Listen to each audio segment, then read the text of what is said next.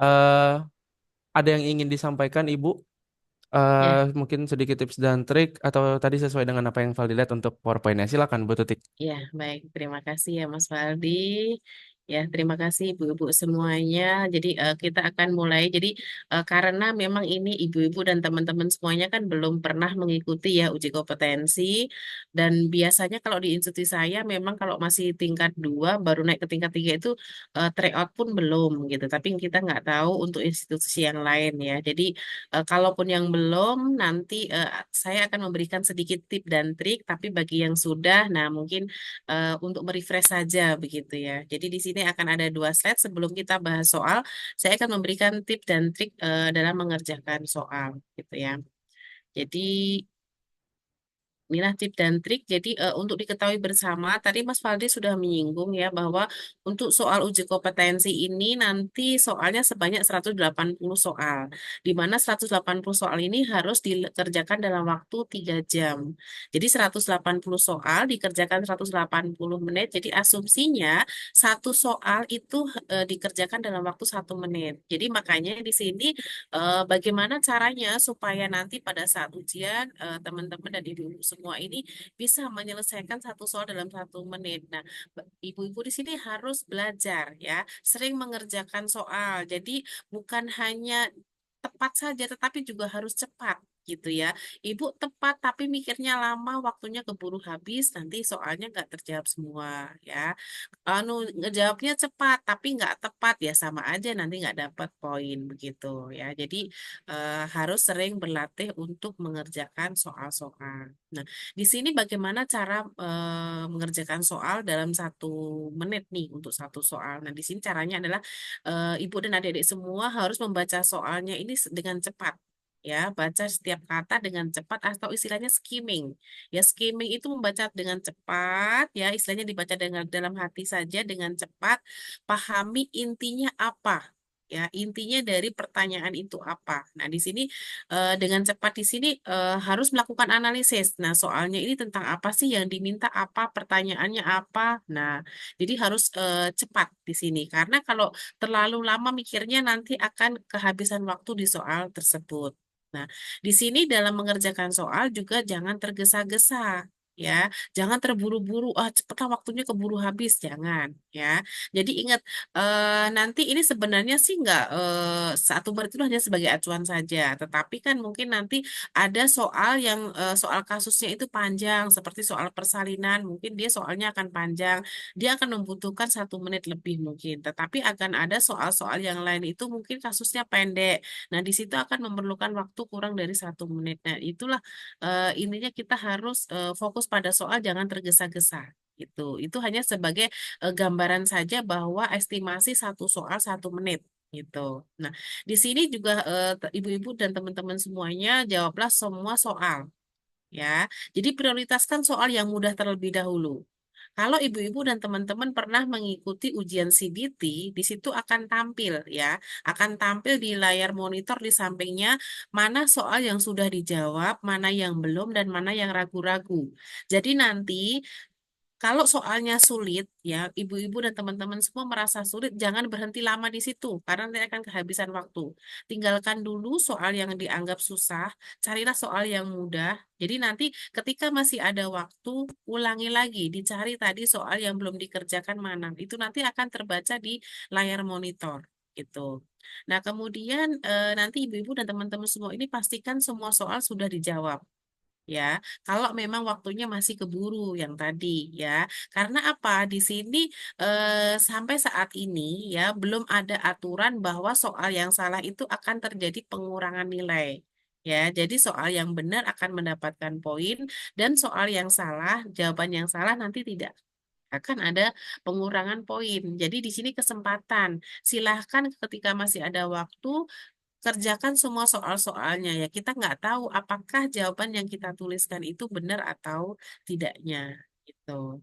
Nah, kemudian nanti dalam soal kasus ini nanti Bapak-bapak, Ibu-ibu dan teman-teman semuanya ya dipahami. Soal di sini ya itu ada 3 bagian. Ya, soal itu ada bagian vinetnya, bagian vinet atau bagian kasusnya, kemudian ada pertanyaan dan ada pilihan jawaban atau optionnya. Nah, nanti caranya teman-teman semuanya dan ibu-ibu semuanya ketika membaca soal, bacalah pertanyaannya terlebih dahulu. Ya, jangan dibaca kasusnya atau vinetnya, karena nanti ketika teman-teman semua membaca kasus atau vinet terlebih dahulu, ketika membaca pertanyaan lupa lagi tadi kasusnya apa ya. Nah, makanya di sini kita fokus ke pertanyaan terlebih dahulu. Pertanyaannya kita baca dulu sehingga yang dimau apa nih. Nah, baru baca kasusnya. Nah, kemudian baru kita cari option yang paling benar. Nah, di antara 5 option itu hanya ada satu pilihan jawaban yang benar. Nanti ini optionnya itu sangat-sangat mirip semuanya gitu ya. Nah, kemudian di sini juga dalam membaca soal, pastikan badan soal ini mempunyai menyajikan kasus klinis ya. Jadi yang harus teman-teman perhatikan nanti keluhan utama. Keluhan utama dari pasien tersebut apa? Kemudian data klinisnya apa? Data klinis itu maksudnya dari hasil pemeriksaan. Ditemukan datanya apa dan pastikan tempat pelayanannya di mana. Karena apa? Tempat pelayanan ini harus diperhatikan karena nanti apabila ditanyakan penata laksanaan misalnya, ya, penata laksanaan ketika nanti di rumah sakit, di puskesmas, di PMB pasti akan berbeda-beda. Jadi tolong diperhatikan juga tempat pelayanan ini di mana. Ya, apakah di PMB, di rumah sakit atau di komunitas gitu ya. Jadi harus diperhatikan. Nah, kemudian di sini nanti ketika teman-teman sudah membaca pertanyaan, membaca vinetnya, nah, kemudian teman-teman harus mengeliminasi atau mengabaikan pilihan jawaban yang salah atau yang tidak mungkin. Ya, ketika sudah tahu pertanyaannya apa, kasusnya sudah dibaca, oh option ini enggak.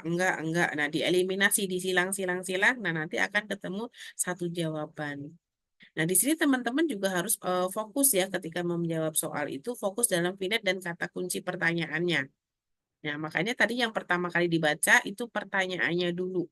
Jangan vinetnya atau kasusnya dulu. Nanti akan bolak-balik ke atas bawah. Gitu. Nah, di sini teman-teman juga semua pilihan jawaban itu tidak ada yang salah.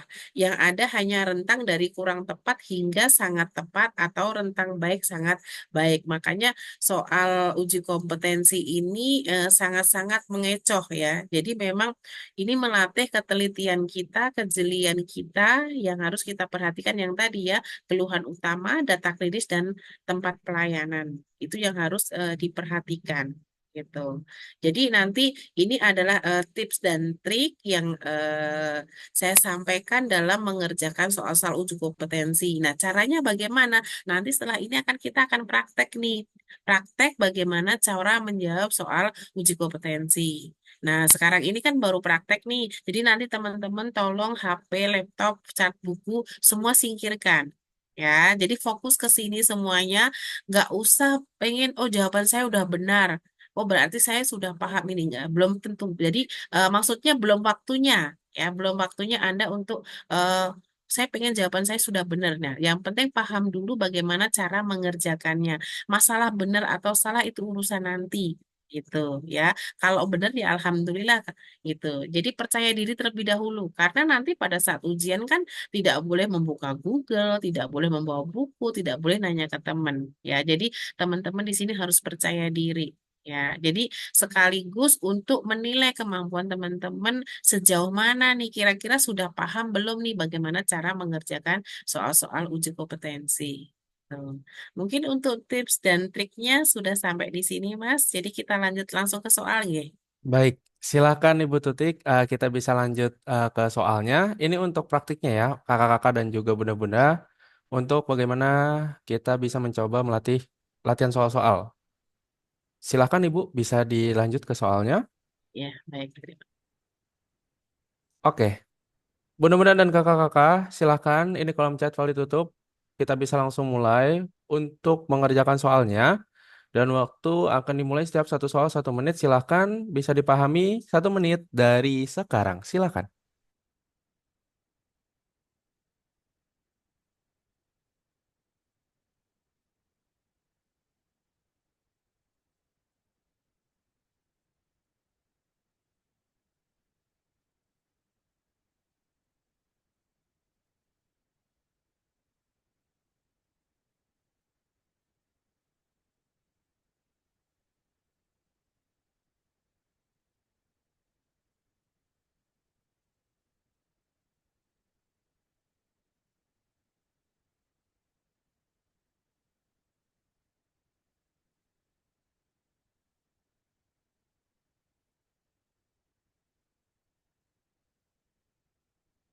Mohon untuk tidak dicoret-coret terlebih dahulu. Ya, jika sudah bertemu dengan jawabannya, nanti Valdi akan buka kolom chatnya. Silahkan bisa diberikan di kolom chat untuk mudah-mudahan kakak-kakak.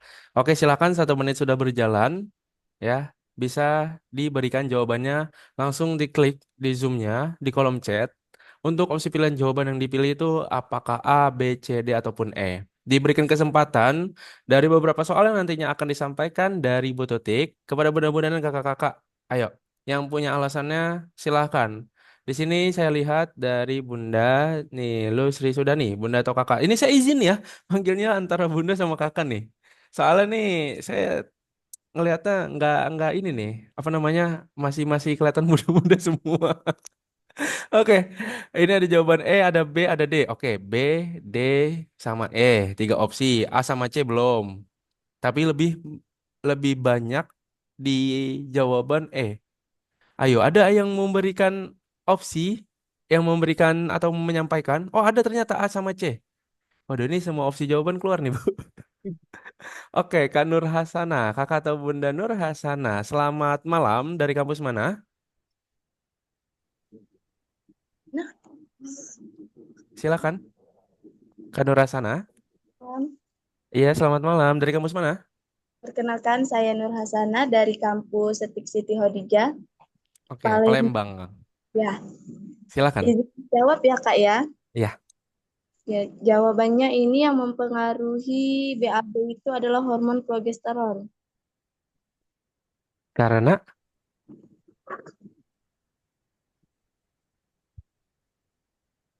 halo, Kak Nur Hasana. Progesteron. Oke, suaranya hilang. Ah, Dikarenakan progesteron dapat menyebabkan otot khusus relaksasi dan bergerak lebih lambat. Mohon maaf jika ada kesalahan. oke, siap. Terima kasih Kak Nur Hasana. Saya izin mute dan saya turunkan tangannya karena itu sudah ya untuk opsi jawaban yang E. Kalau yang selain yang E ada nggak? Ayo, benar-benar sama kakak-kakak. Ini jangan dicoret-coret dulu ya. Siapa nih? Nanti kalau masih ramai coret-coretan, saya remove aja ya. Oke, Bu Tutik, saya izin Ibu. Itu tadi ada pilihan jawaban untuk opsi jawaban yang E. Nah, ini udah mulai banyak nih Bu, opsi jawaban yang E. Kira-kira bagaimana Bu tanggapannya? Apakah sudah tepat atau justru malah yang lain? Silakan Bu Tutik. Baik, terima kasih Mas Waldi dan terima kasih Mbak Nur Hasanah ya yang telah memberikan alasannya kenapa milih jawaban tersebut gitu ya. Jadi memang saya lihat di kolom chat ini jawaban masih bervariasi, semua option masih ada yang milih. Seperti yang saya sampaikan tadi, jangan takut salah begitu ya. Jadi ini hanya sebagai latihan saja. Nah, baik kita akan bahas untuk soal yang nomor 1 ini ya. Seperti yang saya sampaikan tadi di trik ya. Pertama kali yang harus dibaca adalah pertanyaannya terlebih dahulu. Di sini berarti kita harus bacanya yang ini terlebih dahulu ya. Apakah hormon yang berpengaruh pada kasus tersebut? Nah, berarti kita fokus nih yang ditanyakan apa? Berarti hormon yang berpengaruh pada kasus. Kasusnya apa sih? Nah, baru kita baca ke kasusnya ke vinetnya di sini ya. Itu baru kita baca. Nah, di sini ternyata ada seorang perempuan ya umur 25 tahun, hamil 32 minggu.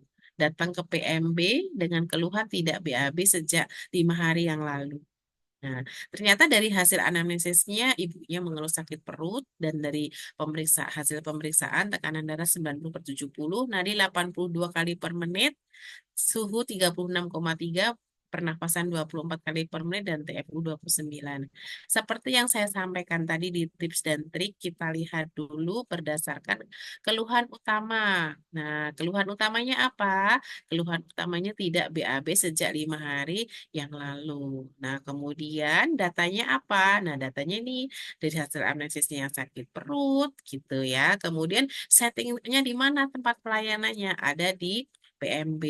Nah, ini yang harus kita perhatikan. Ketika ada ibu hamil 32 minggu, datang ke PMB dengan keluhan tidak BAB sejak 5 hari yang lalu dan sakit perut. Nah, kira-kira hormon apa sih yang mempengaruhi kasus tersebut yang menyebabkan ibunya itu tidak bisa BAB selama 5 hari yang lalu? Nah, apakah A hormon HCG, ataukah B. hormon estrogen, C. prolaktin, D. oksitosin, ataukah E. progesteron. Nah, kita akan lihat nih jawaban yang paling tepat apa. Gitu ya. Jadi kita akan lihat nih kira-kira hormon apa nih yang berpengaruh yang menyebabkan ibu hamil 32 minggu dia mempunyai keluhan tidak BAB sejak 5 hari yang lalu. Gitu. Kita lihat jawaban yang paling tepat adalah oke, ternyata jawabannya adalah E, progesteron. Ya, jadi alhamdulillah ini soal tadi yang pertama yang jawab E banyak, walaupun memang masih ada opsi yang lain, tapi nggak masalah begitu ya. Jadi di sini penyebabnya apa sih ya? Di sini karena memang gerakan peristaltik usus yang lambat oleh karena meningkatnya hormon progesteron. Nih, konstipasi di sini juga disebabkan karena motilitas usus besar yang lambat sehingga menyebabkan penyerapan air pada usus meningkat.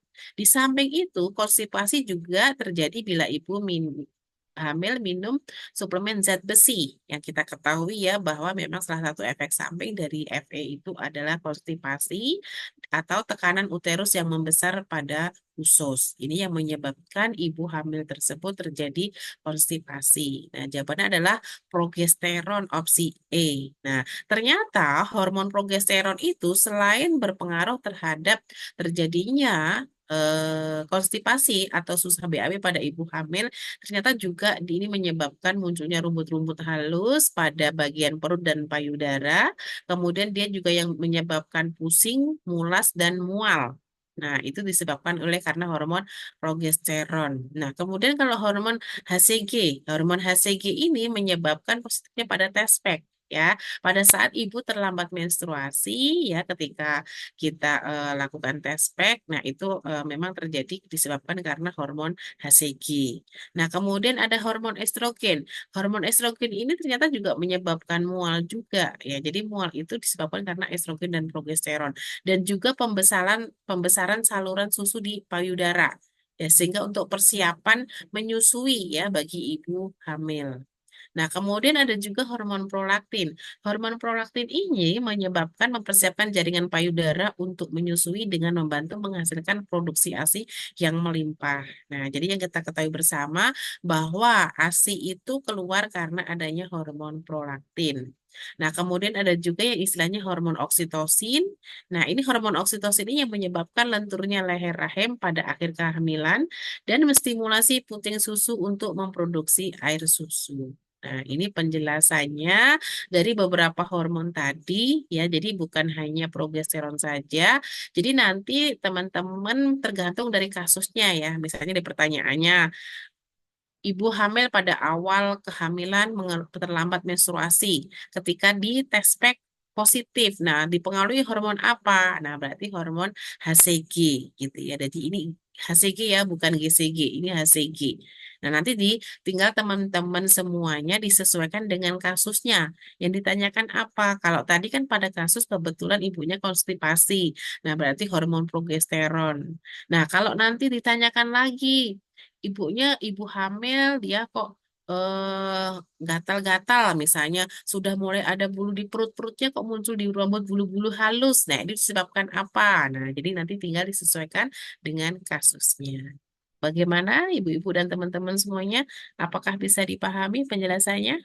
Oke, buat bunda-bunda dan kakak-kakak silahkan bisa dibantu di kolom chat. Jika dirasa sudah jelas, berarti saya nyatakan ini sudah jelas Bu Tutik untuk nomor yang pertama. Baru satu, yang lain. Paham? Oke, mantap. Sudah Bu Tutik di kolom chat ramai yang bilang jelas. Ya, baik. Berarti bisa kita lanjut ke soal yang selanjutnya. Oke, siap-siap lagi ya. Oke, fokus ke monitor ya. Jangan ke yang lain terlebih dahulu. Mbak, Silahkan. baik, terima kasih untuk Bu Tutik yang sudah membantu menjelaskan nomor yang pertama. Silahkan untuk bunda-bunda dan kakak-kakak. Ini nomor soal yang kedua. Kita bisa mulai 1 menit dari sekarang.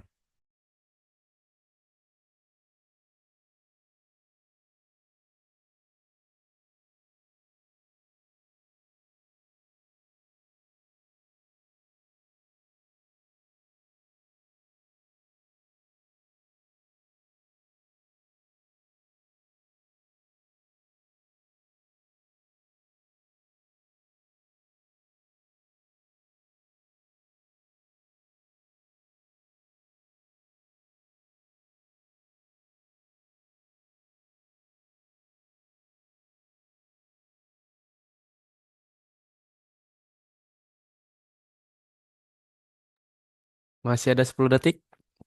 Seperti biasa ya, untuk kakak-kakak dan teman-teman, jika ada yang mau menyampaikan opsi jawabannya melalui mikrofon, nanti boleh langsung raise hand aja. Nanti saya bantu hidupkan mikrofonnya. Oke, 1 menit sudah berjalan. Silakan Bunda-Bunda dan kakak-kakak bisa ditaruh, diberikan jawabannya di kolom chat. Ya, tadi masih variasi ya nomor soal yang pertama. Dan kita lihat untuk nomor soal yang kedua, dibuka sama Kani Rasana dan Kak Desi dengan opsi jawaban yang D. Kak Sarah E, Kak Pinky D. Oke, lebih banyak memilih opsi jawaban yang D nih. Ada C, ada D, ada E. Oke. Ada B juga, B, C, D, E. Kecuali yang A. Oh, A juga ada tapi ya. Banyak nih, banyak yang memilih opsi jawaban yang D. Hmm, apa saya perlu ikut jawab juga nih? Oke, adakah untuk kakak-kakak dan juga bunda-bunda yang bisa memberikan pembahasan ataupun apa nih, argumennya ya, statementnya? Karena untuk apa namanya, kategorinya misalnya atau alasannya kenapa memilih opsi jawaban yang D. Oke, ada dari Kak Maharani. Selamat malam. Dari kampus mana, Kak? Bisa dihidupkan? Nyalakan mikrofonnya. Selamat malam, Pak. Saya dari kampus Universitas Perintis Indonesia. Dari mana, Eh, maaf? Universitas Perintis Indonesia Bukit Tinggi. Oh iya, Bukit Tinggi Sumatera Selatan. Silakan. Jawabannya menurut saya itu D, itu 22,22 karena berdasarkan dari kasus yang ada di soal, hasil pemeriksaan ibu yaitu 53 kilogram dan tinggi badannya itu 150. Jadi untuk IMT-nya itu 22,22 dengan cara 50 berat badan dibagi TB kuadrat. Berarti 53 dibagi 1,5 meter dikuadratkan hasilnya 22,22. Itu D. Oke, Terima kasih. sip. Terima kasih, Kak Marani. Saya turunkan tangannya. Ya, ini sepertinya sudah make sense ya. Dengan opsi jawaban yang dipilih. Tapi kembali lagi. Karena ini soalnya Ibu Tutik.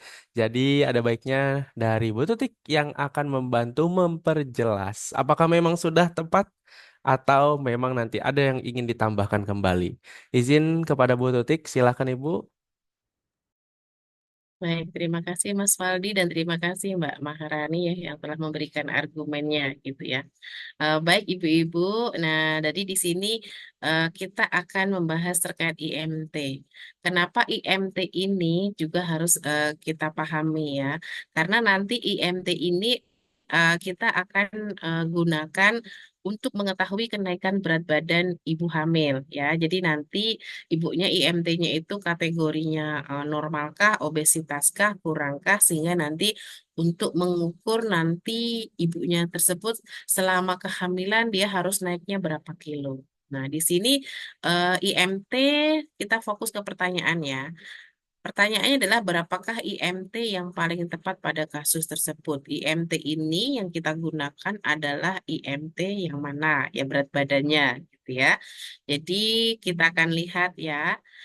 Seorang perempuan umur 24 tahun G1 B0A0 usia kehamilannya 6 minggu datang ke PMP untuk pemeriksaan kehamilan. Dari hasil anamnesisnya, berat badan sebelum hamilnya 50 kilo. Ya, hasil pemeriksaan, ini berarti kalau hasil pemeriksaan berarti hasil pemeriksaan sekarang ya pada saat periksa. Sekarang ini beratnya 53 kilo, tinggi badannya 150 cm. Nah, ketika kita ingin mengetahui IMT, ya IMT yang dimaksud untuk ibu hamil itu adalah IMT yang kita gunakan adalah berat badannya sebelum hamil. Ya, jadi IMT di sini berat badan sebelum hamilnya berapa? 50 kilo. Ya, tadi Mbak Maharani rumusnya sudah benar, berat badan dibagi tinggi badan dalam meter dikuadratkan begitu ya. Jadi di sini akan kita lihat nih jawabannya yang paling tepat yang mana nih setelah kita hitung nanti dengan menggunakan rumus. Apakah A 19,22, B 20,22, C 21,22, D 22,22 ataukah E 23,22. Akan kita lihat nih kalau ketika kita hitung rumus jawabannya yang paling tepat seperti apa ya. Nah, ini ya. Jadi jawabannya yang paling tepat memang yang D, ya. D di sini. Nah, di sini kita untuk mengetahui IMT ya, IMT ini dihitung dengan cara berat badan sebelum hamil. Ya, ingat ya ibu-ibu semuanya, berat badan sebelum hamil dalam kilogram dibagi tinggi badan dalam meter dikuadratkan. Ya, tadi kan sudah saya masukkan berdasarkan hasil anamnesisnya, berat badan sebelum hamilnya 50 kilo. Ya, sebelum hamil berat badannya 50 kilo, tinggi badannya 150 cm. Ketika 150 cm dijadikan meter adalah 1,5. 1,5 berat badan sebelum hamilnya 50, ya 50 dibagi 1,5 dikuadrat 2,25. Ketika 50 dibagi 2,25 jawabannya adalah 22,22. Nih, ini adalah IMT ibu hamil. Nah, seperti yang tadi saya sampaikan, kenapa IMT ini harus dihitung? Nah, karena untuk menghitung ini tadi nanti kenaikan berat badan selama kehamilan. Nanti apakah kategori ibunya ini IMT-nya rendah ataukah normal, dia tinggi ataukah obesitas disesuaikan dengan hasil ini tadi. Nah, hasil BMI-nya berapa nih? Nih, ya, ini ibu-ibu dan teman-teman semua harus diingat karena nanti dalam memberikan asuhan kepada pasien, ya, jangan sampai salah. Nih, ya, karena ini tadi 22,22 ini berada di daerah normal. Karena berada di antara 19,8 sampai dengan 26. Maka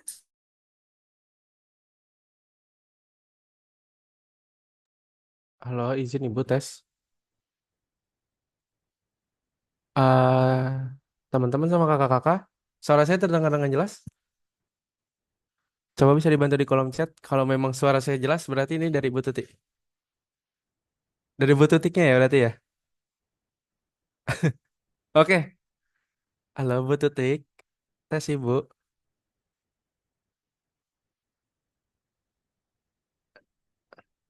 Kalau Bu Tutik suaranya ada nggak, teman-teman? Mudah-mudahan. Bu Tutiknya yang putus ya? Oh iya. Ah, kayaknya kelempar. Hilang. Hilang. Halo Ibu. Nah, ini halo, udah balik maaf ya lagi. Mas, terlempar saya ya. Oh iya Bu. Ya, baik, sebentar ya. Oke Bu, izin Ibu bisa dilanjut.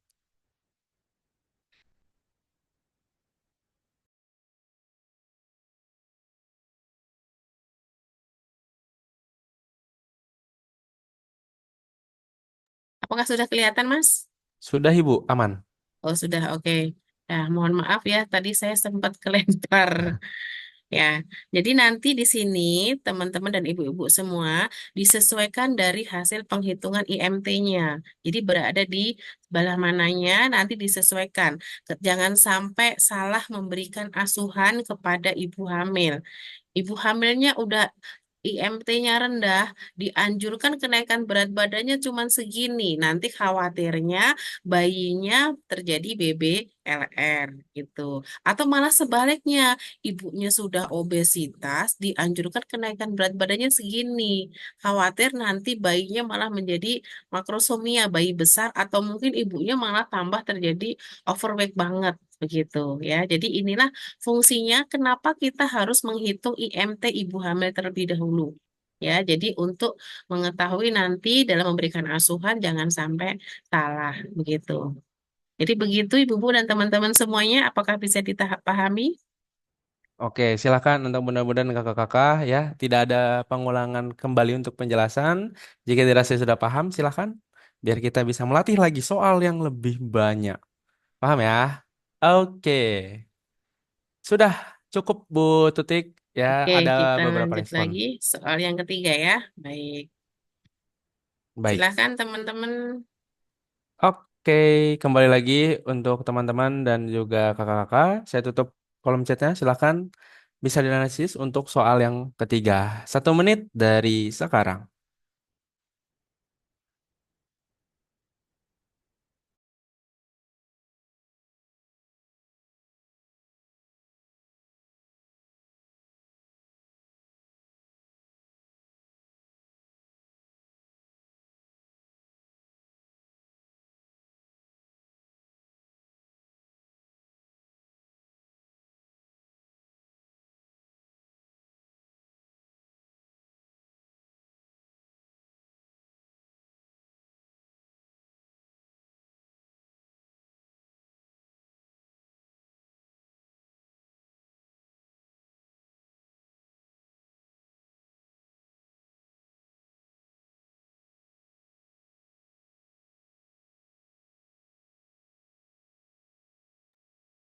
Masih ada waktu 5 detik.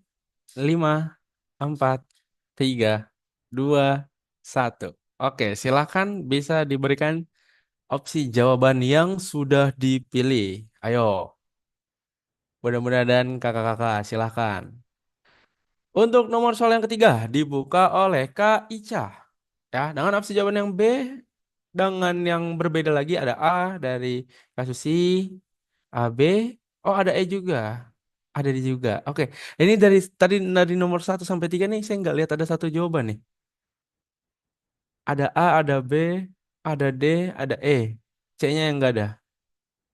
Ayo, silakan sambil menunggu kakak-kakak yang lain, mudah-mudahan yang lain yang mau memberikan opsinya, argumennya, statementnya silakan. Alasannya kenapa nih? Karena masih variasi semua. Nggak apa-apa sih, ini masih diwajari ya.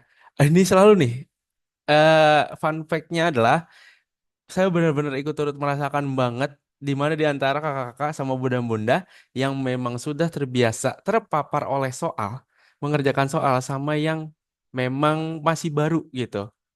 Biasanya kalau udah menjelang-menjelang tuh udah satu jawaban semua tuh, udah memahami. Tapi ini masih belum ternyata. Nggak apa-apa, kita latihan bareng-bareng, kita belajar bersama. Adakah di antara bunda-bunda sama kakak-kakak yang mau memberikan penjelasan? Yakin nggak ada nih? Kenapa B, kenapa E gitu? Kenapa D? Bisa di raise hand? Ada nggak? Oke, kalau nggak ada berarti saya berikan kembali nih kepada Bu Tutik untuk menjelaskan. Nggak ada ya? Oh, ada. Kak Nur Hasana sama Kak Desi Denada. Ini berdua ya? Oke, selamat malam. Selamat malam, Kak. Kak Nur Hasana sama Kak Desi dari kampus mana? Dari kampus Siti Khadijah Palembang. Yang tadi ya? Ya, ya. Oh, yang tadi. Ya udah, kalau begitu silakan.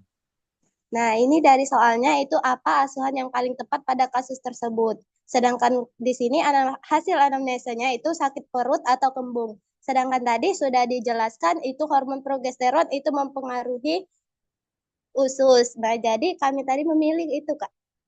Jadi B, makan gizi yang seimbang karena berhubungan dengan usus. Baik.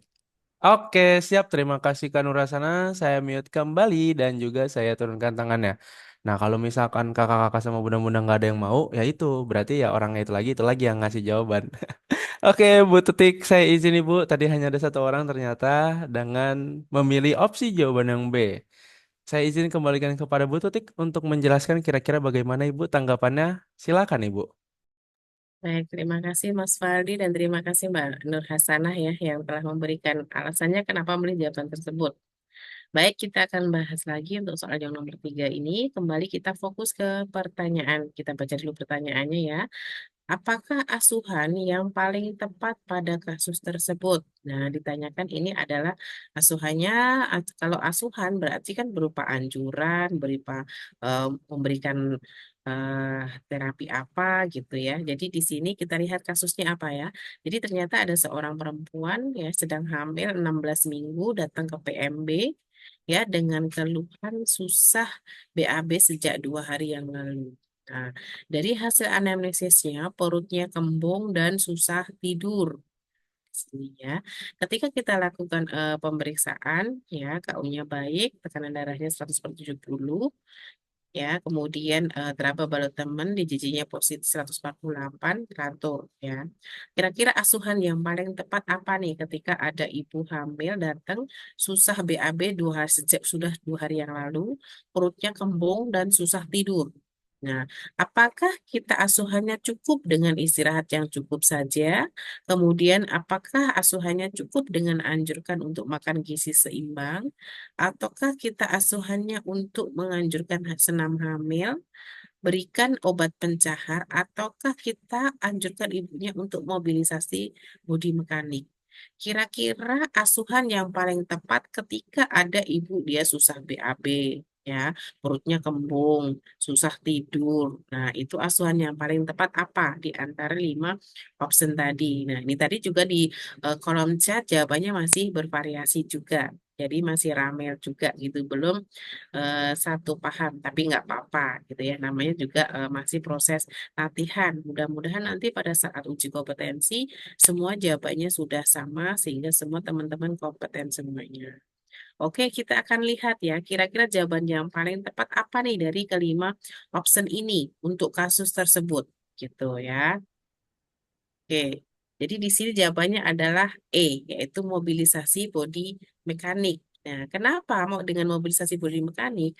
Mobilisasi adalah kemampuan seseorang untuk bergerak secara bebas, mudah dan teratur, yang mempunyai tujuan dalam rangka pemenuhan kebutuhan hidup yang sehat. Nah, adapun manfaat dari mobilisasi ini ya untuk melancarkan sirkulasi darah, kemudian menambah nafsu makan, ya, pencernaannya lebih baik dan tidurnya lebih nyenyak. Ya, jadi ini karena berdasarkan kasus tadi kan banyak ya, perutnya kembung, susah BHB, susah tidur gitu. Nah, tentunya dari gerak badan ini itu juga harus dihati-hati karena ibunya dalam kondisi hamil. Ya, karena gerak badan ini kan pasti sangat melelahkan untuk ibu hamil. Ini juga harus memperhatikan gerakan-gerakan, ya, harus berhati-hati. Ya, jadi kalau memang geraknya itu terlalu menghentak-hentakkan badan, nah itu ya jangan dilakukan. Jadi sesuai dengan kemampuan ibu dan geraknya pun mobilisasinya pun juga kalau memang ibunya ngerasa udah nggak nyaman ya istirahat atau ada keluhan misalnya kok pusing, nah itu harus berhenti ketika melakukan gerakan-gerakan yang mobilisasi di sini. Ya, jadi tadi kan asuhannya bukan hanya untuk di gizinya saja, bukan hanya untuk diistirahatnya saja, tetapi kalau body mekanik, mobilisasi dan body mekanik ini sudah mencakup semuanya ya, terkait untuk memperbaiki pencernaan iya, untuk memperlancar sirkulasi darah iya, dan tidur nyenyak. Nah, ini kan contoh gerakannya seperti ini ya, jalan-jalan pagi hari, kemudian kalau memang geraknya itu berada di tempat tidur ya atau berada di tempat bisa berdiri atau jongkok, telentang dengan kaki diangkat ya. Tentunya ini juga disesuaikan dengan umur kehamilannya. Karena kan ketika umur kehamilannya masih, misalnya umur kehamilannya masih awal, masih trimester 1, 8 minggu atau 6 minggu, ya jangan terlalu gerak yang berat gitu. Kalau udah trimester 3, misalnya kalau trimester 3, berarti geraknya harus agak diper ini ya, misalnya agak jalan pagi harus rutin. Karena apa? Untuk membantu supaya bagian terendah kepala janin itu segera masuk ke pintu atas panggul. Jadi dengan harapan nanti ketika proses persalinan itu akan berjalan dengan cepat. Nah, jadi kita harus diperhatikan ya, gerakannya ini harus normal, tidak berlebihan, dan istirahat bila lelah. Nah, ini yang bisa mengukur lelah atau mungkin capek, ada keluhan enggaknya kan ibu hamil sendiri. Gitu. Jadi dalam memberikan asuhan itu ketika kita menganjurkan ibu tersebut untuk melakukan mobilisasi dan body mekanik harus disampaikan juga. Ketika nanti ibu merasa bu tiba-tiba kok ibu gerak ternyata ibu pusing atau ibu kunang-kunang. Nah, itu segera berhenti, segera di stop kegiatan tersebut gitu. Jadi begitu penjelasannya, apakah bisa dipahami? Baik. Terima kasih Bu Tutik. Bagaimana? Mudah-mudahan dan juga kakak-kakak. Silakan bisa diberikan tanggapannya di kolom chat. Bu Tutik, Valdi izin ya Bu ya. Sebelum dilanjut, ini kita sedikit aja. Valdi mau mengingatkan kepada teman-teman, kakak-kakak dan juga bunda-bunda. Ya, tadi ya, berdasarkan dengan apa yang Valdi sudah sampaikan, di nomor 1 sampai nomor 3 ini masih banyak variasi ya jawaban yang dipilih. Karena ini juga masih sama-sama belajar, dan Valdi izin untuk mengingatkan aja, tolong untuk kakak-kakak dan bunda-bunda, ya untuk latihan ataupun kegiatan kita pada malam hari ini, jangan pernah bunda-bunda dan kakak-kakak mengabaikan untuk uji kompetensi. Bahwasannya kalau memang ini baru simulasi, ya, tapi kita turut andil kalau bisa fokus sekalian. Ya, jadi jangan disia-siakan, manfaatkan sebaik mungkin. Karena kalau misalkan bunda-bunda atau kakak-kakak yang beranggapan, oh, uji kompetensinya masih lama nih, masih tahun besok, atau misalnya nanti masih 2026, ya harapan Valdi mohon untuk tidak terlalu diabaikan. Walaupun ini cuma sedikit ya, nanti yang ingin yang disampaikan untuk contoh-contoh soalnya. Karena kalau misalkan memang mengabaikan banget untuk uji kompetensi, nanti pikirannya bakal bercabang. Pertama, mungkin nanti akan menyalahkan dosen ya. Kalau misalkan beranggapan seperti itu ya, ini mas masih kita kurang pemahaman, orang dosen yang jarang memberikan bimbingan misalnya, atau misalkan nanti dosennya juga sibuk sama yang lain. Yang perlu diketahui adalah untuk kakak-kakak dan juga bunda-bunda, kan dosen itu juga kesibukannya masing-masing berbeda ya. Di setiap institusi itu mungkin nanti yang eh, membantu bunda-bunda untuk menginput nilai misalnya, atau nanti ada juga sibuk untuk akreditasi. Nah, terus pikiran cabang yang kedua adalah bunda-bunda dan kakak-kakak yang memang terlanjur sibuk. Ya, mungkin ini khususnya untuk kakak-kakak dan bunda-bunda senior ya yang ada di TPMB ataupun di rumah sakit sambil bekerja. Ya, jadi beranggapannya, oh sibuk nih. Jadi nggak sempet jawab soal, nggak sempet nanti latihan-latihan gitu. Dan juga banyak pekerjaan yang memang nggak bisa diabaikan misalnya, yang nggak bisa kita untuk hilangkan. Nah, terus yang terakhir itu alasannya adalah karena gaptek. Nah, itu. Gapteknya kenapa? Karena kan ini kan berkaitan sama CBT ya, nantinya untuk uji kompetensi. Nah, yang Valdi harap untuk bunda-bunda jangan pernah bosan mendengarkan masukan atau apapun itu, baik dari kampus ataupun dosen dari luar. Kayak gitu. Ini sekali lagi Valdi izin, ini sekedar mengingatkan aja sebagai jembatan, ya. Bukan bermaksud untuk mau so tahu atau menggurui. Mungkin sedikit itu Bu Tutik. Siapa tahu nanti di soal berikutnya kan bisa menjadi motivasi lagi dan semoga bisa lebih fokus gitu. Silakan Ya, Bu Tutik kalau baik, begitu. terima kasih ya, good job Mas Waldi ini memang. Lama-lama nanti menjadi dosen kebidanan nih Mas Waldi. Jangan Bu, kan nggak ada bidan cowok. Masa Pak Bidan, bukan Bu Bidan ntar. Oke, baik kita lanjut lagi ya Mas ya. Silakan Ibu. Hmm. Ya, baik, siap-siap lagi ya Ibu dan teman-teman semuanya, lebih fokus lagi.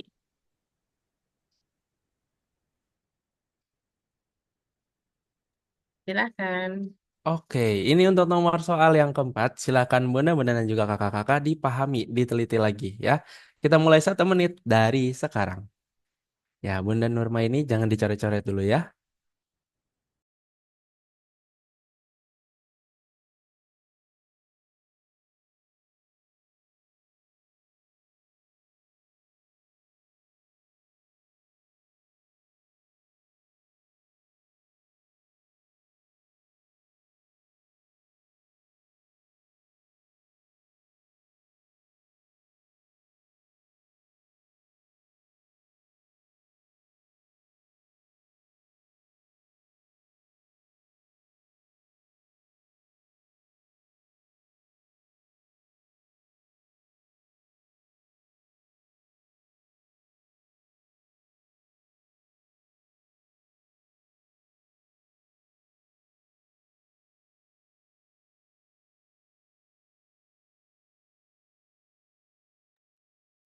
Oke, 5 detik lagi. 5, 4, 3, 2, 1. Oke, silakan. Bunda dan juga kakak yang ada di Zoom pada malam hari ini ya. Untuk nomor soal yang keempat ada Kak Husnul dengan opsi jawaban yang A. Oke, Kak Sarah A, Kak Siti A. Oh, ada juga yang D nih. Ada juga yang B. Oke, A, D sama B. C sama E saya belum lihat. Kebanyakan A sama B ya. Oke, selamat malam. Mohon izin kepada kakak Waude atau Bunda Waude. Silakan, selamat malam dari kampus mana? Dari Stikes Maluku Husada, Kak. Oke, dari Maluku Sada. Silakan kakak. Jadi jawaban saya di sini itu A, hamil.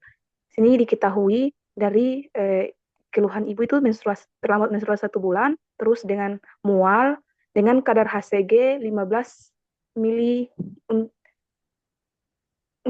kadar HCG-nya itu kan untuk ibu hamil itu 5 sampai 20 mili. Terima kasih. Baik, terima kasih Kak Rintan. Saya izin mute dan turunkan tangannya.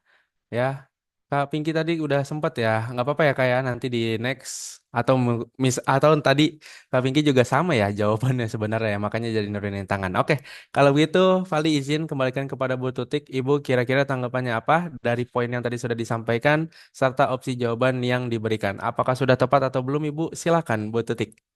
Ya, baik. Terima kasih Mas Faldi dan Bapak Ode ya yang tadi yang telah menyampaikan pendapatnya. Jadi kita akan bahas soal yang keempat ini. Pertama yang kita baca adalah kasusnya, pertanyaannya ya tadi. Apakah diagnosis yang paling tepat pada kasus tersebut? Nah, yang tanya berarti kan diagnosisnya nih. Kasusnya apa ya? Di sini ternyata ada seorang perempuan ya, dia datang ke rumah sakit dengan keluhan utamanya terlambat menstruasi 1 bulan. Dari hasil anamnesisnya ada keluhan mual, kemudian dari hasil pemeriksaan ternyata dicek laboratorium kadar HCG-nya 15 mili unit per mililiter. Nah, kalau hasil pemeriksaannya seperti itu, ya, kemudian diagnosisnya apa nih yang paling tepat? Apakah ibu tersebut hamil? Apakah tidak hamil, hamil kembar, mola hidaditosa, ataukah kehamilan ektopik? Nah, jadi tentunya di sini yang kita lihat adalah berdasarkan dari kadar HCG-nya, ya. Jadi ingat tadi yang saya sampaikan kan setting pelayanan nih. Kalau soal masuk, kalau di PMB mungkin nggak kita mengukur apa kadar HCG-nya kan nggak mungkin, makanya setting trialnya di rumah sakit gitu ya. Jadi nanti ini sebagai teman-teman semuanya yang dipahami ya. Jadi kenapa tadi di awal juga setting pelayanan itu juga harus diperhatikan. Nah, dari hasil pemeriksaan ini kira-kira jawaban yang paling tepat apa ya? Tadi mayoritas jawaban memang A, kalau saya lihat di kolom chat, tapi memang masih ada juga yang memilih opsi yang lain. Ya, jadi kita lihat kira-kira jawaban yang paling tepat apa nih? Ya, jawabannya adalah hamil. Ya, memang benar di awal kehamilan, pada saat di awal kehamilan banget, itu kadar HCG adalah 5 sampai 20 mili unit per mililiter. Nah, dengan bertambahnya kehamilan nanti dia akan naik lagi. Nah, di sini apabila kadar HCG itu kurang dari 5, ya, di sini dinyatakan tidak hamil, ya. Jadi kalau kurang dari 5 dia tidak hamil.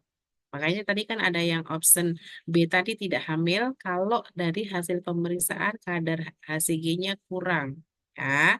Nah, apabila kadar HCG-nya ini lebih dari 25, dinyatakan kemungkinan hamil. Kalau kemungkinan berarti kan belum positif hamil. Bisa hamil, bisa tidak. Namanya juga kemungkinan. Gitu. Nah, di sini ada penjelasannya. Apabila kadar HCG rendah, maka kemungkinan nih ada kesalahan. Ya, kalau rendah kan berarti kan tidak hamil tadi. Kesalahan dari HPMT-nya, hari pertama mens terakhir, ataukah mungkin akan mengalami keguguran, ataukah mungkin memang terjadi kehamilan ektopik. Ya, kehamilan ektopik, kehamilan memang yang terjadi di luar rahim. Jadi kita harus curiga nih kalau memang ada ibu hamil, ibunya udah terlambat menstruasi nih, dari pemeriksaan kadar HCG-nya berapa. Nah, jadi nanti disesuaikan. Nah, sedangkan apabila kadar HCG-nya ini lebih tinggi dari standar, maka kemungkinan, nah ini bisa juga dari kesalahan sama lagi. Kemudian kesalahan dari hari pertama dan terakhir, mungkin juga kehamilan mula, atau mungkin dia hamil kembar. Ya, jadi ternyata hamil kembar pun sebenarnya dari awal pun bisa terdeteksi kalau memang kadar HCG-nya tinggi. Nah, ini kan kemungkinan ya, tapi belum tentu juga nanti bisa dipantau dengan berjalannya umur kehamilan. Kalau memang nanti dengan membesarnya umur kehamilan, kantongnya ada 2, ada janinnya berarti kembar beneran. Gitu. Jadi itu penjelasan dari saya. Jadi nanti teman-teman dan adik-adik tinggal disesuaikan dari kasusnya. Kalau memang dari kadar HCG-nya diketahui berapa nih, ya. Jadi nanti kemungkinan dia akan terjadi apa, ini sudah saya jelaskan semuanya. Kalau tadi pada kasus kadar HCG-nya adalah 15, jadi diagnosisnya adalah hamil. Apabila kurang tidak hamil, apabila lebih itu kemungkinan hamil. Itu mungkin penjelasannya dari saya, teman-teman. Apakah bisa dipahami? Baik, silakan untuk kakak-kakak dan bunda-bunda tanggapannya di kolom chat. Ayo, sudah ya, jelas. Sip. Nanti teman-teman dan juga bunda-bunda ya diharapkan tidak keluar dulu dari Zoom karena untuk link presensi akan diberikan di akhir ya. Berarti jelas ya nomor yang keempat ya. Oke. Oke, sip. Bu Tutik, boleh nggak Bu? Valdi izin Bu. Ini ada Boleh? informasi tambahan sedikit yang Valdi mau ingatkan kepada kakak-kakak dan juga bunda-bunda Ibu. Valdi izin ya Bu ya Iya, untuk mangga. gantian share screen terlebih dahulu. Ya, oke. Untuk kakak-kakak sama bunda-bunda, ini kan tadi kebetulan di awal Valdi udah sempat tanya ya, ikut Ukoma yang mana? Jadi kebanyakan tadi yang tahun 2025. Nah, tapi yang Valdi mau tanya, ini yang hadir di dalam Zoom di malam hari ini, ada nggak yang ikut Ukoma di bulan ini? Di tahun ini? Yang kemarin udah selesai. Karena hari ini kalau nggak salah ada pengumuman nih. Ada atau tidak? Ada, Kak. Oke, ada. Kak Sri Wahyuni atau Bunda Sri Wahyuni ya? Oh, Iya, Kak. Oke, sudah pengumuman Kak? Sudah tadi pagi. Sudah, Kak. Alhamdulillah kompeten, Kak. Terima kasih MCU. Alhamdulillah. Oke, tadi ada Karuni, ada Kak Sri Wahyuni yang sudah bersuara dan Paldi sedikit turut ya, mau spoiler juga. Ini belum Valdi buka untuk apa namanya? Ada chat nih masuk dari teman-teman mahasiswa. Ini sedikit berbagi kebahagiaan aja ya, sedikit berbagi kebahagiaan aja ya. Tadi di sini ada tuh yang apa namanya memberikan eh, ini ya apa namanya sedikit kebahagiaan ini baru banget Valdi buka. Nah ini ya karena kan dari beberapa tim ataupun rekan dari tim MCU mengadakan kegiatan ini yang diharapkan adalah bisa memudahkan bunda-bunda dan juga kakak-kakak. Nah kalau misalnya 2027 masih lama ya. Kalau misalnya bunda-bunda dan kakak-kakak berharap ataupun beranggapan bahwa kok masih lama, persiapan masih banyak, ya udahlah gampang. Ya Valdi nggak mau ada nantinya berpikiran seperti itu sekali lagi ya untuk bunda-bunda dan kakak-kakak. Nah ini yang perlu kakak-kakak sama bunda-bunda ketahui adalah ya buat nah ini nih tuh Valdi belum buka ya tiba-tiba ngabarin gitu tadi pagi nih tuh beneran baru baru buka ini ya beneran baru Valdi buka. Nah yang diharapkan semoga Valdi doakan dan juga untuk bunda-bunda serta kakak-kakak yang ikut uji kompetensinya pada tahun berikutnya ini bisa kompeten sampai 100%. Amin. Amin ya rabbal alamin. Ya. Amin ya Rabbal Alamin. Bunda-bunda sama kakak-kakak kira-kira mau nggak memiliki nasib yang sama seperti yang tadi teman-teman mengabari ke Valdi bahwasannya itu Mau, bisa Kak. ikut kompeten sampai 100%. Mau kompeten atau Mau. tidak? Mau. Mau dong, Kak. Mau banget Ya. kompeten. Semangat, teman-teman. Nah, makanya tuh dari Bunda Sri Wahyuni harus semangat untuk mudah-mudahan kakak-kakak. Karena kalau Terima kasih, misalkan Bunda.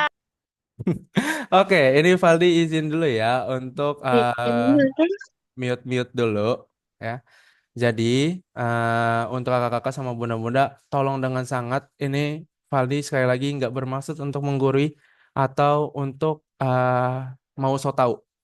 Tapi ini ada beberapa sedikit yang Valdi ingin sampaikan kepada bunda-bunda dan kakak-kakak. Tolong, kalau misalkan bunda-bunda sama kakak-kakak, ya anggap saja deh mahasiswa di luar sana yang nggak ada di dalam Zoom di malam hari ini. Kalau nggak kompeten, apa yang nantinya akan terjadi? Ini bisa di depan dilihat ya tidak mendapatkan STR dan sulit mencari pekerjaan sebagai tenaga kesehatan itu ini yang perlu diketahui ya terus tidak bisa mengikuti wisuda nantinya yang itu nanti apa namanya mengakibatkan membuat keluarga sedih ya udah pasti karena kan kalau nggak kompeten masa ya kita mau ngabarin misalnya contoh ada dari teman-teman D3 terus dia nggak dapat predikat kompeten seperti itu. Nah, pada saat pulang ke rumah, terus ngabarin, Alhamdulillah Bapak Ibu, aku tidak kompeten kan nggak mungkin kayak gitu ngabarin ke orang tuanya, ya.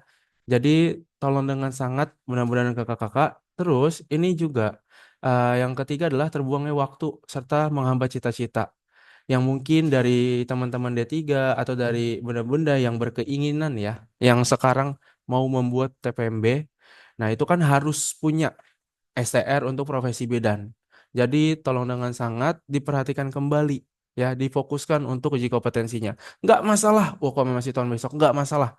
Sekali lagi Valdi pun juga nggak peduli ya, karena itu pun kembali lagi sama bunda-bunda dan kakak-kakak mau mempersiapkannya dari kapan. Dan yang terakhir ini penting banget, penting pakai banget. Kalau misalkan nggak kompeten, bunda-bunda sama kakak-kakak kalau nggak kompeten nih, pertama membebani diri sendiri. Yang kedua, beban dari keluarga. Yang terakhir, beban kampus. Kenapa dibilang beban kampus? Karena itu nantinya akan menghambat untuk akreditasi. Pada saat bunda-bunda dan kakak-kakak nggak kompeten, yang misalnya kampus A dinilai ini kampus unggul, hanya karena ada informasi dan data yang memang itu mahasiswanya ada yang tidak kompeten. Nah, itu nanti berpengaruh untuk akreditasi kampus gitu ya. Jadi penilaiannya nanti bisa turun gitu. Nah, kalau misalkan Mas nanti bisa kompeten gitu, alhamdulillah. Apa aja yang akan kita dapatkan? Ya ini, STR udah pasti ya. Karena kan salah satu syarat untuk nantinya benar-benar atau kakak-kakak mau membuka PMB, yaitu kan harus menyelesaikan profesi yang tadi Valdi sampaikan.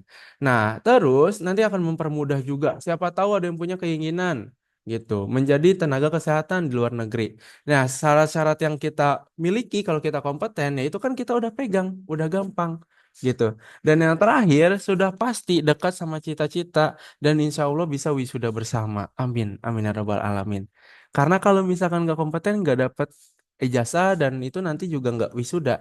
Jadi kan susah. Kalau misalkan nanti tahun besok misalnya ada 3 periode nggak kompeten, terus karena waktunya udah mepet dan itu ikutnya di periode yang terakhir, mau nggak mau ikut wisudanya tuh nanti bareng sama adik tingkatnya ya, sama angkatan yang selanjutnya. Jadi tolong diperhatikan dengan sangat ya, bunda-bunda. Itu sedikit informasi yang ingin Valdi sampaikan. Sampai sejauh ini Valdi izin bertanya, Valdi mau konfirmasi apakah suara Valdi masih terdengar dengan jelas? Masih kakak. Jelas Oke, sekali. oke, 2 orang. Yang lain bagaimana? Masih didengarkan Jelas, atau tidak? Jelas kakak. Masih Jelas kak. Jelas kak. Oke, terima kasih. Jelas Ya. kakak. Oke, siap. Ini tadi ada dari Kak Evi ya. Pokoknya ikut terus bimbel sampai 2025. Oke, Kak Evi berarti udah ikut bimbel ya. Baik, kakak-kakak dan bunda-bunda, sekali lagi Valdi sampaikan kalau di antara bunda-bunda sama kakak-kakak yang mungkin juga tadi ada yang dengar atau sekilas juga udah tahu, oh ternyata MCU juga mengadakan bimbingan. Ini Valdi berikan informasinya. Mungkin kepada tim MCU dipersilahkan ya, bisa memberikan informasinya di kolom chat juga boleh. Kepada tim MCU silahkan sekali lagi.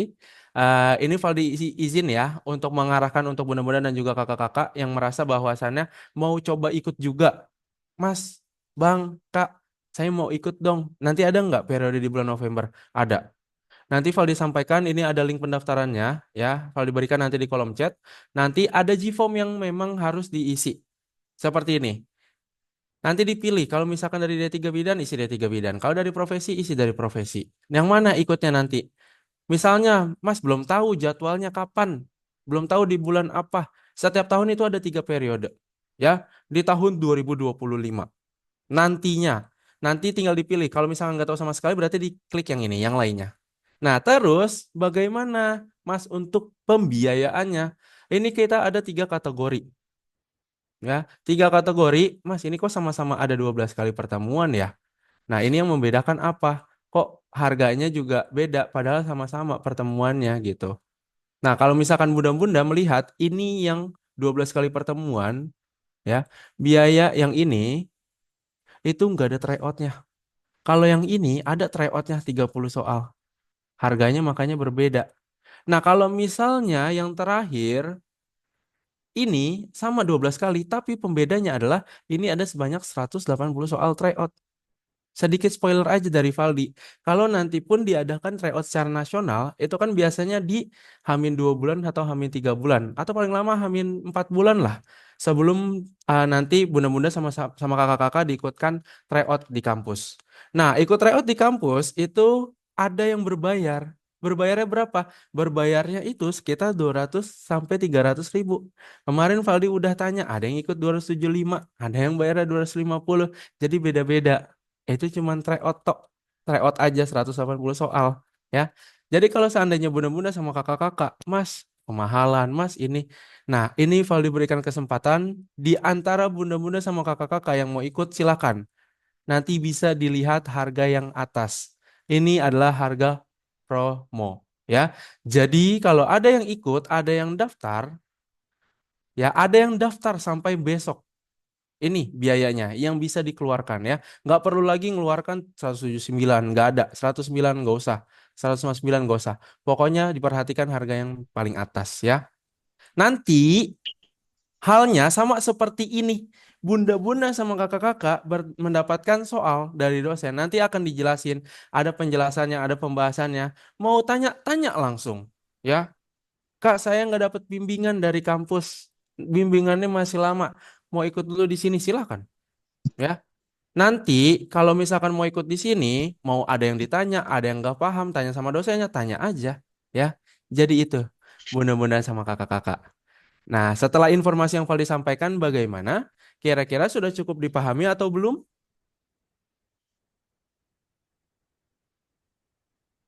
Coba Valdi mau dengar suaranya, sudah cukup dipahami atau belum? Sudah. Paham, Kak. Paham, Kak.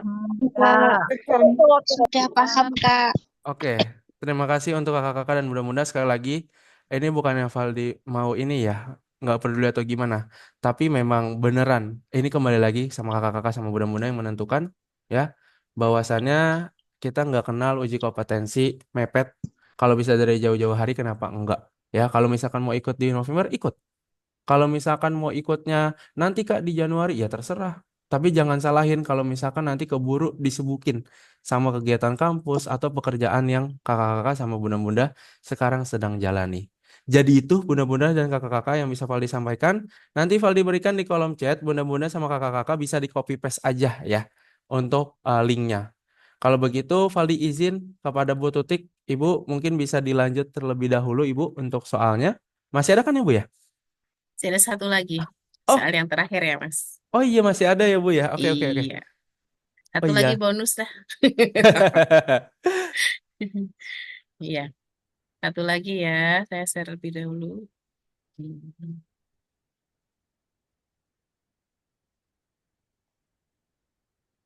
Sudah terlihat, Mas? Oke Ibu, sudah aman. Oke. Baik ibu-ibu dan teman-teman kita fokus lagi ya. Oke.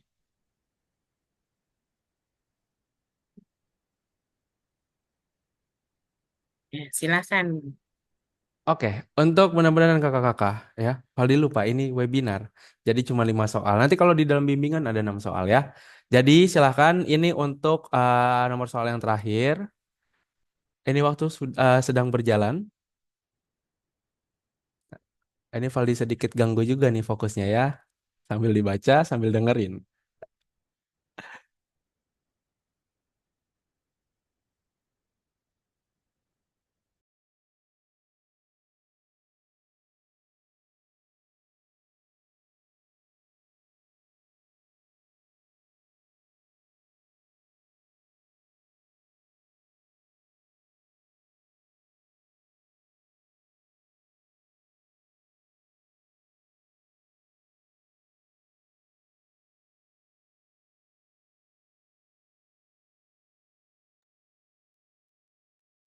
5, 4, 3, 2, 1. Oke, silakan untuk nomor soal yang kelima. Kita lihat, apakah memang ini memiliki satu jawaban atau memang nanti berbeda-beda. Nggak ada F ya kali ini. Sampai E aja nggak ada F. Udah mulai satu jawaban nih. Nggak tahu ya, apa emang ini kategori soal yang mudah atau memang bagaimana nih? Wih, rata-rata memilih opsi jawaban yang D. Oke, kalau begitu ada nggak dari bunda-bunda atau kakak-kakak yang sekiranya mau memberikan gitu? Kenapa sih memilih Chadwick? Ada atau tidak? Kalau nggak ada, kalian akan berikan kepada Bu Tutik lagi untuk menjelaskan kira-kira bagaimana apakah memang tepat atau tidak. Ya, oke. Ibu, kayaknya nomor soal yang kelima ini ditutup dengan opsi jawaban yang serentak, yaitu jawaban yang D. Oh, ada juga Bu yang A. Kalau begitu, Valdi kembalikan kepada Bu Tutik, kira-kira bagaimana Ibu tanggapannya? Silakan Ibu. Ya, baik. Terima kasih Mas Faldi dan terima kasih teman-teman. Harapannya tadi saya soal penutup ini karena soalnya sebenarnya teori ya, konsep teori banget gitu. Nggak akan tertukar begitu ya. Tapi ternyata masih ada yang memilih opsi yang lain gitu ya. Mudah-mudahan yang opsinya salah itu hanya karena kurang fokus saja gitu ya. Sebenarnya tahu gitu, cuman karena salah klik saja mudah-mudahan. Ya. Nah, baik teman-teman semuanya, kalau ini adalah memang soal konsep teoritis ya. Jadi di sini fokus ke pertanyaannya adalah apakah tanda yang paling tepat pada kasus tersebut? Nah, tanda apa ya yang ada di kasus? Di sini ada seorang perempuan dia hamil 6 minggu. Nah, 6 minggu datang ke PMB dengan keluhan mual. Ketika kita lakukan pemeriksaan, tekanan darahnya 90 per 70, nadi 88, suhu 36,3, pernapasan 24. Dan ketika dilakukan pemeriksaan vaginal, vaginanya berwarna merah, ungu, dan kebiruan. Nah, ketika kita menemukan pemeriksaan vagina berwarna merah, ungu, kebiruan, itu merupakan tanda dari apa? Apakah A, tanda dari Hega, tanda Gudel, Piskache, Chadwick, atau Strelifit? Nah, ya, jadi di sini memang semoga semuanya ini merupakan tanda-tanda yang terjadi pada ibu hamil. Ya, jadi makanya jangan sampai salah kita memilih option ya sesuai dengan pada kasusnya. Nah, pada kasus warna vagina warna merah, ungu, kebiruan ini merupakan tanda apa? Kita lihat jawaban yang paling tepat tanda apa nih gitu ya. Oke, jawabannya benar adalah D. Chadwick. Nah, jadi memang alhamdulillah ini terakhir ternyata jawabannya nyaris sempurna sebenarnya ya, walaupun memang masih ada yang opsi yang lain. Nah, di sini tanda Chadwick ini merupakan pada ibu hamil, pada vagina di sini terjadi hipervaskularisasi sehingga mengakibatkan dia terjadi warna merah ungu kebiruan. Ini merupakan tanda Chadwick. Nah, kemudian tadi kan ada tanda juga namanya tanda Gudel. Nah, Gudel adalah di sini serviks uteri mengalami hipervaskularisasi akibat stimulasi estrogen dan perlunakan akibat progesteron. Nah, serviks yang melunak ini terjadi karena memang adanya tanda Gudel. Nah, kemudian di sini ada juga tanda Hegar. Tanda Hegar di sini ismus uteri mengalami hipertrofi, kemudian memanjang dan melunak. Nah, ya, di sini merupakan tanda Hegar dan ada juga tanda Piskacek. Ya, Piskacek yaitu pembesaran uterus ke salah satu arah sehingga menonjol jelas ke arah pembesaran tersebut. Ini merupakan tanda Piskacek. Nah, kemudian ada strelifit tadi ya. Strelifit ini merupakan garis-garis kebiruan yang berada di perut ibu. Nah, ini merupakan strelifit. Jadi teman-teman harapannya jangan sampai ketukar. Jadi alhamdulillah untuk soal terakhir ternyata sudah ada keseragaman. Nah, harapannya sih seperti ini gitu ya. Kalau nanti ibu-ibu dan teman-teman sering membaca soal, sering mengerjakan soal, jadi nanti harapannya akan seperti ini. Semua jawabannya benar semua. Nah, sehingga nanti pada saat uji kompetensi akan kompeten. Gitu. Gitu ibu-ibu dan teman-teman penjelasannya, apakah bisa dipahami? Baik. Bagaimana tanggapannya kakak-kakak dan bunda-bunda silakan. Oke. Oke, sudah dipahami Ibu.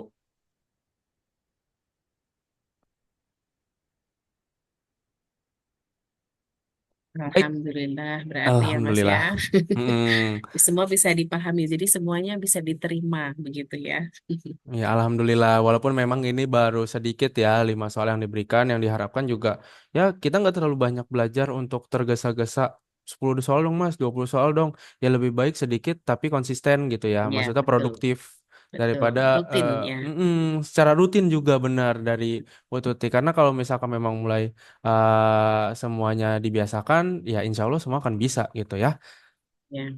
Oke, kalau begitu Bu Tutik, Valdi izin Ibu sebelum nanti Valdi berbincang-bincang ya untuk kakak-kakak dan teman-teman, karena nanti kan ada juga ya sesi untuk tanya jawab karena terkait dengan informasi yang tadi Valdi berikan. Eh, Valdi kembalikan terlebih dahulu kepada Bu Tutik. Mungkin nanti ada sedikit kata-kata atau memang ada motivasi juga yang ingin disampaikan. Silahkan kepada Bu Tutik. Oke, baik. Terima kasih Mas Waldi. Mungkin ini sebagai penutup dari saya, ya ibu-ibu dan teman-teman semuanya. Tetap semangat. Yang penting ibu-ibu semua dan adik-adik percaya diri. Intinya jangan takut. Kalau ibu-ibu dan teman-teman semuanya sudah takut sebelum maju, istilahnya takut sebelum berperang, nah pasti juga hasilnya tidak akan memuaskan. Jadi intinya harus percaya diri, harus yakin, harus optimis, pasti bisa. Oh, toh teman-teman yang lain kakak tingkat kemarin bisa lulus, kalau saya berarti juga harus bisa lulus. Jadi begitu ya. Mungkin itu Mas Faldi ya. Mungkin itu saja ya ibu-ibu dan teman-teman yang saya sampaikan. Mudah-mudahan ilmu yang saya sampaikan bisa bermanfaat dan mohon maaf apabila ada kekurangan dan ada kesalahan dalam kata maupun dalam penyampaian materi. Mungkin sekian dari saya. Wabillahi taufiq wal hidayah. Wassalamualaikum warahmatullahi wabarakatuh. Waalaikumsalam warahmatullahi wabarakatuh. Terima kasih banyak, Bu Sami-sami Mas Faldi. Berarti saya Tutik. sudah bisa langsung keluar ya. Saya nggak usah ikut speak-speaknya ya. Oh iya Ibu, untuk berbicara nanti Valdi yang sampaikan lagi Iya, kepada teman-teman. Oh iya baik. Ibu izin Bu, sebelum keluar Ibu belum ada kegiatan yang buru-buru kan Bu? Maksudnya belum ada yang dikejar gitu? Mau foto bareng? Oh iya, Ah, boleh. ah, Nggak ah. usah. Kira-kirain mau ada apa gitu. Oke, ayo kakak-kakak sama teman-teman silakan dinyalakan kolom dah tuh. Dinyalakan kameranya, yang bisa dinyalakan, yang nggak bisa yang nggak apa-apa. Ini file diberikan ya untuk link presensi, link pendaftarannya di kolom chat. Oke, wih ternyata ramai juga nih. Kalau kayak gini kan kelihatan tuh muka-mukanya ya kan. Mudah-mudahan pada seger-seger banget kakak-kakak ya kan. Semuanya cantik-cantik sekali. Ya soalnya Oke bidan ya, Mas ya. nggak ada yang ganteng soalnya. Oke, Gaya C, silakan untuk kakak-kakak sama teman-teman silakan kita mulai hitung mundur. Tiga, dua, satu. Oke, sebentar. File di copy paste dulu. Ini untuk slide yang pertama. Slide kedua, apakah ada yang nyalakan? Oh, ada juga. Oke, terakhir ya, slide kedua nih. Tiga, dua, satu. Oke. Baik, sudah selesai Bu Tutik. Ibu izin jika Ibu ada kegiatan bisa dilanjutkan. Untuk kakak-kakak dan bunda-bunda dipersilahkan untuk mengucapkan terima kasih kepada Bu Tutik. Yang mau pakai mikrofon juga boleh. Silakan 3, 2, 1. Terima kasih Bu Terima kasih Tutik. Sama-sama. Ibu Terima kasih Tirta Mas Mas. Faldi dan Ibu semua. Semangat Bu, Kasih selamat Ibu. beristirahat Ibu. kompeten. Amin. Terima kasih Bu, ilmunya Dijalin ya, Mas. bermanfaat. Siap Bu Tutik. Pokoknya Oke, buat bunda-bunda dan juga kakak-kakak, dipersilahkan yang ingin ditanyakan untuk bertanya boleh. Tadi seputar dengan informasi untuk bimbingannya ya. Karena memang kebetulan sekali pada hari ini itu adalah pengumuman dan saya juga ternyata kaget ada pengumuman hari ini. Saya nggak tahu. Jadi untuk kakak-kakak dan bunda-bunda sekali lagi Valdi ingatkan ya, untuk uji kompetensi itu mau diikut sertakan di kapanpun itu silahkan. Tapi sekali lagi nggak ada kewajiban buat kakak-kakak sama teman-teman. Mas, nanti aja Hamin 1 bulan. Mas dari sekarang aja bisa nggak? Besok lanjut lagi. Ya itu terserah kembali lagi. Karena yang membutuhkan kakak-kakak dan juga budak-budak. Tapi Valdi sarankan kalau misalkan memang mau dibiasakan dari sekarang, ya silahkan. Nanti bisa diikuti. Kita akan mulai pertanggal 4 November. Setiap hari Senin dan juga sampai hari Rabu. Setiap jam 19.15 WIB. Oke, Kalita Larasati, ada yang mau ditanya? Silakan, Kak. Udah resen nih soalnya. Maaf Kak, mau bertanya. Mm-mm. Untuk bimbel itu kan saya sambil bekerja ya. Jadi untuk jadwalnya apakah bisa sambil dikondisikan gitu sama jadwal pekerjaan atau bagaimana ya? Oke, kalau untuk saya izin jawab ya, untuk kondisi itu nggak bisa disesuaikan dengan jadwalnya peserta. Jadi dipastikan terjadwalnya itu setiap jam sebentar. Ini Kak, di depan ini saya apa namanya? Saya detailkan ya untuk informasinya. Nggak bisa dikondisikan, jadi kita akan adakan itu setiap jam 19.15 waktu Indonesia bagian Barat. Nah, jadi misalnya teman-teman sama kakak-kakak nih, baik yang reguler ataupun yang sedang bekerja masuk pagi gitu, pulangnya sore, berarti ya masih bisa ada kesempatan untuk ikut. Mas, tapi saya masuk shiftnya siang, pulangnya malam gitu. Atau misalkan malam ada kegiatan, ada pekerjaan. Nah, itu kembali lagi. Kalau mau disambi, itu boleh ya. Karena nggak wajib untuk on cam. Yang penting masuk, dengerin dosennya. Kalau misalkan, Mas, saya terlambat pas masuk, lagi ngejelasin soal nomor 2, pas masuk, lagi ngejelasin nomor 5. Atau misalkan pada saat hari H, saya nggak bisa masuk Zoom sama sekali, nggak masalah. Karena sistemnya adalah nantinya setiap selesai itu akan mendapatkan apa? Ini rekaman dan juga pembahasan. Nggak perlu khawatir ini akan ketinggalan kelas. Jadi tetap setelah selesai yang penting bunda-bunda sama kakak-kakak pegang soalnya. Ya, kumpulin. Ya, karena kalau misalkan nggak kumpulin soal, gini deh. eh, Sebelum Valdi lanjut itu ya Kalita Larasati jawabannya jadi nggak bisa disesuaikan karena jadwal kita setiap hari Senin sampai hari Rabu itu setiap jam 7.15 malam WIB. Oke, semoga terjawab untuk pertanyaannya Kalita dan Valdi tegaskan kembali bahwasannya yang perlu bunda-bunda atau kakak-kakak ketahui adalah yang mungkin aja kalau misalkan dapat dari kampus, insya Allah dapat. Dibimbing dari kampus, insya Allah pasti dibimbing. Tapi kan kembali lagi, mungkin bunda-bunda sama kakak-kakak dulu pernah ngerasain yang namanya UTS UAS. Setelah UTS UAS, itu kan jarang banget ya dikasih soal sama dosen. Padahal kita tahu bahwasannya nanti kita akan menghadapi UKOM. Tapi itu bukan merupakan kesalahan ataupun alasan. Dosen pun juga nggak bisa ataupun nggak boleh memberikan sembarangan soal. Jadi ini kesempatan buat bunda-bunda sama kakak-kakak ya. Paling harap kalau memang ini bisa membantu, silakan ikuti. Kalau misalkan dirasanya, Mas nggak dulu apa gitu, ya itu terserah kembali lagi. Karena ini kebutuhannya kakak-kakak sama juga teman-teman.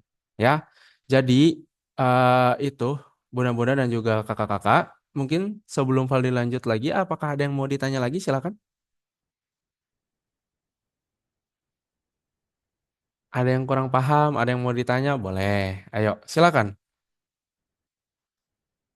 Ini masih sampai besok ya. Karena kita mulainya itu nanti tanggal 4 November. Berarti masih minggu depannya lagi ya? Masih minggu depannya lagi. Ini 4 November, semuanya sama 4 November. Nanti kalau misalkan sudah, diklik linknya yang ada di kolom chat, mudah-mudahan sama kakak-kakak mau konfirmasi pembayarannya. Misalnya, ini ada Bank BCA, Bank BRI, ikut kelasnya tadi yang mana? Yang 69.000, yang 89.000 atau 129. Dan di sini nanti boleh konfirmasi pembayarannya ke salah satu admin. Atau mau ke nomor Valdi juga boleh. Itu kan di kolom chat juga ada. Nanti boleh konfirmasi. Oke, selamat malam kakak atau Bunda Siti nih. Selamat malam.